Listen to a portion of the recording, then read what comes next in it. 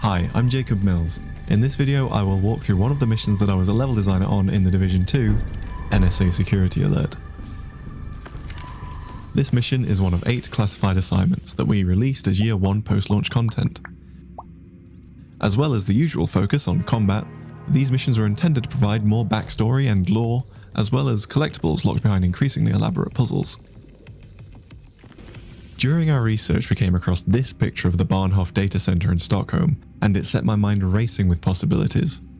The classified assignment remit allowed us to lean a little more fantastical than the base game's content, so I seized the opportunity to design a mission that let players uncover an enormous hidden underground government conspiracy. A key goal of mine was to maximize this mission's playtime, as I was determined to provide as much value for the player as possible, despite our relatively limited budget and timeline. To achieve this, I designed the macro layout of the mission to focus around a central hub room, with 3 branches emanating from it.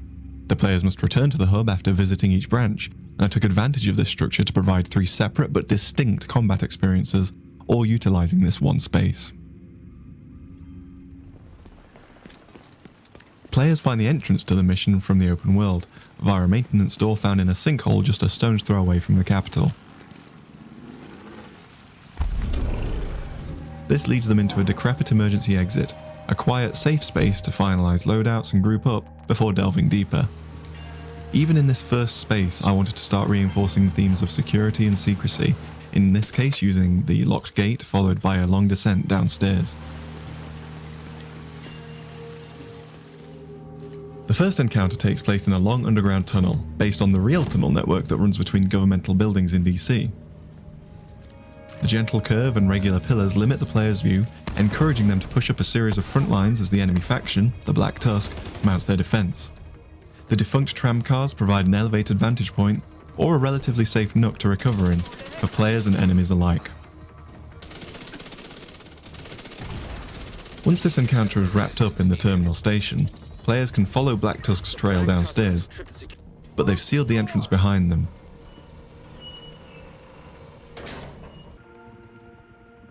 This simple puzzle provides a downbeat for the player, and further reinforces those themes of security and secrecy. Players can see that the Black Tusk had to knock down walls and hack the system to gain entrance, and the door itself is hidden behind a seemingly unremarkable console.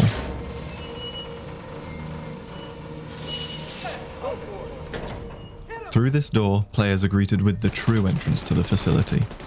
This room is designed to be the first big wow moment, a huge contrast to the prior spaces, and a clear indication that the player is now heading down the rabbit hole. Proceeding downstairs, continuing the player's descent, the player is rewarded with this commanding view of the hub room. Its design is reminiscent of that key Bahnhof reference, but this is a bigger, Hollywood-style interpretation. The extra size suitably conveys the grand scale of the NSA's operation, and is necessary to accommodate the combat. For this first encounter in this space, players are treated to the high ground for free, allowing them to survey the scene and clock the enemy sniper on the opposite walkway. There are a few waves of enemy reinforcements, and players can either try to retain this strong position, or push into the space. The central column and the cave's rocky features provide plenty of opportunities to break line of sight, should the player want to flank or retreat. After dealing with these enemies, players have to deactivate the alarm. The placement of the laptop means that players have to find a route to the upper level, which will be useful later, and also directs them to witness the alarm lights and sound shutting off, marking the start of this room's transformation.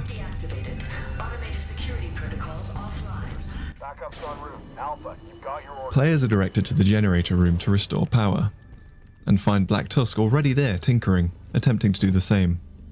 Throughout the mission I utilised the cave setting to justify less uniform room layouts, and this is a prime example. A triangular space with multiple levels and flanking routes on either side.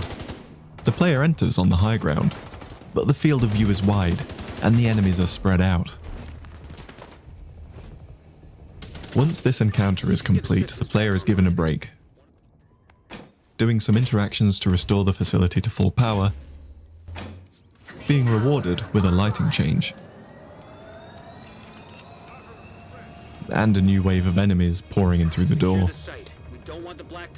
This is a total role reversal, the enemies now having the high ground, but the player having multiple options for navigating the room and fending them off. The layout pushes the combat's participants to the edges, as getting caught in the lower middle space can prove quite deadly. Grenadiers and Warhounds add pressure and keep players moving. Once these enemies are cleared out, players return to the hub and are asked to go to the data center to reboot the servers, but find their clearance as a Division agent doesn't grant them access. This is the beginning of the mission's longest downbeat, where players must head to the personnel quarters to find a suitable keycard. The task is kept simple to avoid frustration. There are enough searchable containers spread about the room to keep multiple players occupied, and players will find a level 5 keycard in the storage room, which allows them access to the dorms, in one of which they will find the required level 7 keycard. The game's strength is in its combat, so this beat aims to evoke the feeling of investigation and exploration, but without actually stalling the mission for too long. In fact, the extended absence of combat builds anticipation, which is paid off with an intercepted radio message, preparing players for the enemy reinforcements that have just entered the facility. As with the generator room before, the roles are reversed from the first encounter here. This time, the enemies have the high ground by the stairs, and the player is caught at a disadvantage, boxed in between two locked down officers. The enemies aren't aware of the player's position by default, however, so players have time to form up, recon and reposition if they wish. With these enemies dispatched, the player can finally enter the data center itself.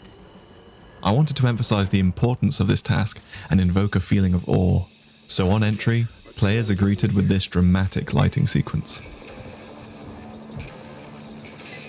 Navigating across the walkway, players reboot the servers and have a moment to bask in their success before Black Tusk launch their next assault, sending drones through the air vents. Gamma team, deploy drones on my signal.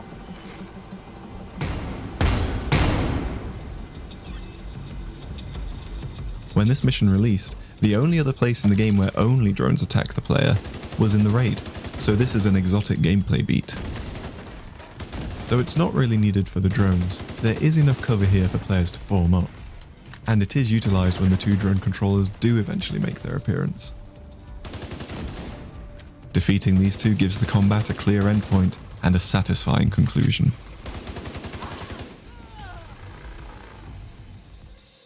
With the servers rebooted, players head back to the hub to start the final security update.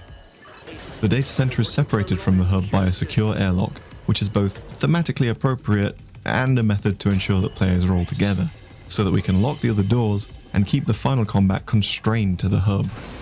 Opening the lower secure office, players can start the update and enjoy a moment of serenity before Black Tusk launch their final assault.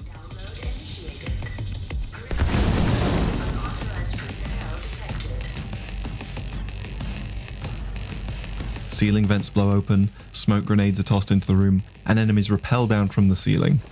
The smoke thins after a moment, so that players aren't at an unfair disadvantage. This dramatic change of environment, and the opening of the lockdown offices, completes the hub room's transformation. Having fought here twice before, albeit under different circumstances, players should be familiar with the space and be able to demonstrate their mastery of it. Enemies continually reinforce their numbers for the full 3-minute duration of the update. The 5 open ceiling vents mean that attackers can appear from any direction, adding a lot of pressure to keep players alert and on the move. The mission's boss spawns with the final wave. He's a tough tank, kitted out with a grenade launcher and drones that attack the player and revive fallen enemies. Like other tanks, players must destroy his armor before being able to take him out.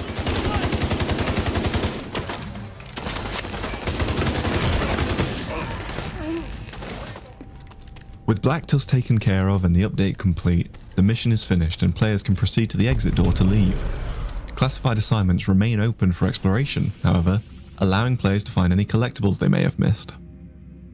The standard collectibles are the voice logs, and this mission has 3, each containing a recorded conversation from an NSA person of interest. The first is after the generator room.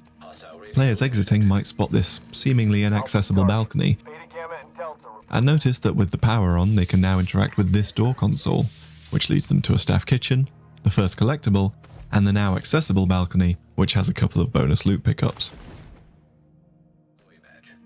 The second is in the personnel quarters. Players simply need to explore the other dorm rooms when looking for the level 7 keycard. The third is in the hub, and so has been visible on the minimap since the players first enter, but is only accessible near the end of the mission, once players have the level 7 keycard and can open the upper secure office. As a reward for their patience, this log features a conversation with one of the series' main antagonists, Gordon Amherst. The final collectible is an exclusive backpack trophy. There is one in each classified assignment, and they are hidden behind the most elaborate puzzles. This one is located in the commander's office above the hub, always visible but not accessed during the mission. The route up there is left intentionally unclear. Figuring that out essentially is the puzzle. If players follow the direction of the attached corridor, it heads toward the data center. Exploring here, there are balconies on either side, and to the right, observant players will notice yellow tarps. Throughout the game, the color yellow is used to indicate navigation, so players should now recognize this as accessible space, but the route up there is still unclear. The answer is a little devious. To the side, there is a ledge, but we use its position, the lighting, and the noise of the rocky surface to obscure its presence. When spotted, players can simply climb up to access the balcony. From here, it's relatively simple. Players can't get past this fan until they follow the cable and shoot the attached fuse box. Then they climb through some behind-the-scene vents before opening up the grill here and finding themselves in the corridor to the commander's office. Here, at last, they can claim their prize, a delicious pizza cat. This may seem random, but cats are actually an integral part of this classified assignment. In fact, attentive players will have noticed that there's been a constant companion throughout, leading them to this very treasure. But this is more of a fun Easter egg than an essential clue. That brings the mission and this video to its end. For more information on my work, please visit my portfolio at jacobmills.co.uk, and don't hesitate to reach out if there's anything you wish to discuss. Thanks for watching.